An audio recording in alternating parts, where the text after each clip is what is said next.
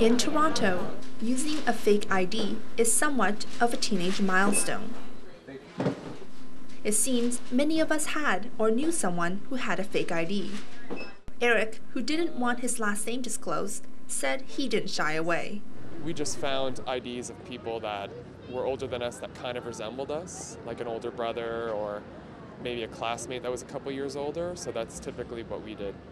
Kristen McCallis didn't get one, but says it was common practice among her group of friends. Yeah, I had one friend that tried to get a fake ID and actually worked for her. So what she actually did was she had her ID and then got it like scratched, and it actually worked at some place that we went to.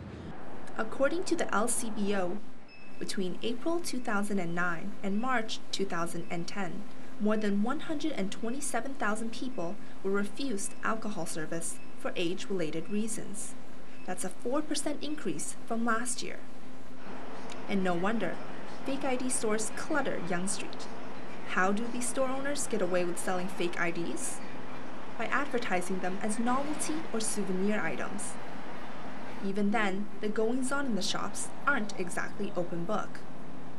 All the store owners we talked to declined to go on camera or even let us film their shops. Well, right now we're on public talk. Just like, please.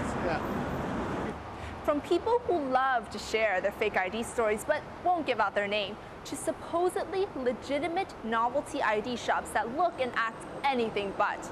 We're getting a lot of mixed messages here. So are fake IDs a big issue? And if so, what is the big deal? We go to Toronto Police Headquarters to find out. Constable Tony Vella patrols the entertainment district. A lot of people are unclear. I think one of the reasons why fake IDs are so prevalent among young people and older people as well is because they don't know the specific consequences to using a fake ID. See, it all depends on how the person uses. If the person goes into a bar with fake identification, there's not much you can do with that, right? And that's probably why it occurs a lot, right? But if the person's trying to get money as a result of that, that would be a criminal charge of fraud, right? But you'll be refused access. Police can be contacted as well. So a lot of young people, I guess their question is, I'm using my sister's ID, I'm using my friend's ID. I want to get a drink, I want to get a beer. What's the big deal?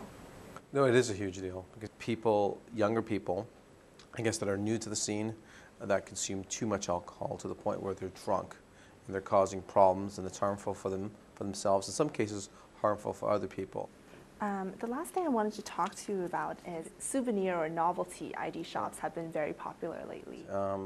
That's a fine line there, but like if they're providing fake identification, that's illegal, right? If they're actually manufacturing fake identification, but I don't know what they're like. If it's a novelty store, like it's sort of a fine line. But if I'm selling something that looks exactly like a driver's license, but isn't, and it doesn't have any real legal or real information on it, except it has my picture, is that legal? That I don't know. That I would have to look into it a little further. So in the meantime, bars and liquor stores are finding ways to catch fakers in the act. One of the techniques that you use is you ask for a second piece of ID. If they can't produce that, and then you can't be sure that what you've been presented with is valid ID. Another technique that we use is once you take the card from the person, the ID from the person, then you ask them, what their address is, what their postal code is, and if that doesn't come, very quickly, if people kind of stumble over that, then you know that they may, be dealing with fake ID. So this is a quick reference. Staff at this LCBO are trained to look for official letterings and markings on IDs. And a guide is always on hand to refresh their memories. But as technology gets better and fakers get smarter, the job is only going to get tougher.